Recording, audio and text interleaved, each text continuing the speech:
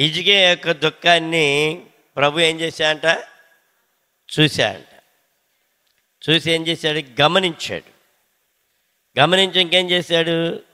మరలా వెళ్ళిపోయేటువంటి దేవుని సేవకుని తిరిగి మరలా పంపించి 15 సంవత్సరముల ఆయుష్ పొడిగించాడు. నిన్ను నన్ను నీ దుఃఖ దినముల్లో, నీ శ్రమలో ఆయన నిన్ను చూస్తూనే ఉంటాడు. కానీ నువ్వు నన్ను ఎవ్వరు పట్టించుకోవట్లేదు అనుకుంటావు, నన్ను ఎవ్వరు చూడడం లేదనుకుంటావు. దేవుడు కూడా ఏముందో ఎక్కడ చూస్తున్నాడు? గిడియోను కూడా ఏమన్నాడు? బలాఢ్యుడా బయటికి రమ్మంటే ఆయన ఏమన్నాడు? అయ్యా, ఇశ్రాయేలుని నడిపించిన దేవుడు, నువ్వు ఎక్కడున్నావు? ఏమడుగుతున్నాడు? ఎక్కడున్నావయ్యా నువ్వు? నువ్వేముంటే మాకు ఇవన్నీ ఎందుకు సంభవిస్తాయి? ఈ కష్టాలు ఏంటయ్యా, ఈ శ్రమలు ఏంటయ్యా, మాకెందుకు సంభవిస్తున్నాయ్యా? ఓ ప్రక్కనేం తోడై ఉంటానంటావు.